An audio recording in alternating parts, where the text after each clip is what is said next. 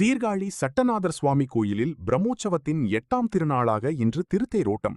திரளான பக்தர்கள் வடம் பிடித்து தேரெழுத்து வருகின்றனர். மயிலாடுதுறை மாவட்டம் சீர்காழியில் தருமபுரம் ஆதீனத்துக்கு சொந்தமான சட்டநாதர் சுவாமி கோவில் அமைந்துள்ளது. திருநிலைநாயகி அம்பாள் உடனுரை பிரமபபுரீஸ்வரர், சட்டைநாதர், தோணியப்பர் அருள்பாலித்து வருகின்றனர்.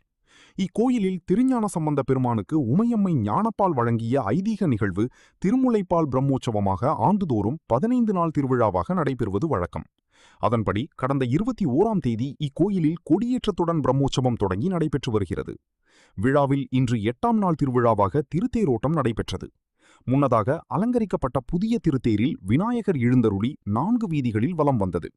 பின்னர் பெரிய தேரில் சுவாமி, அம்மன், திருஞான சம்பந்தர், சண்டிகேஸ்வரர் ஆகிய பஞ்சமூர்த்தி சுவாமிகள் எழுந்தருளினார். சுவாமிகளுக்கு சிறப்பு வழிபாடு செய்யப்பட்டு தீபாராதனை நடந்தது. தொடர்ந்து திரளான பக்தர்கள் வடம் பிடித்து தேரினை இழுத்தனர். கீழ வீதியில் புறப்பட்டு முக்கிய வீதிகளின் வழியாக திருத்தேர் வலம் வந்தது. வழியெங்கும் பக்தர்கள் சுவாமிகளுக்கு அர்ச்சனை செய்து வழிபாடு மேற்கொண்டனர். இதில் சீர்காழி மற்றும் சுற்றுவட்டார பகுதிகளைச் சேர்ந்த திரளான பக்தர்கள் திருத்தேரினை வடம் பிடித்து தரிசனம் செய்தனர்.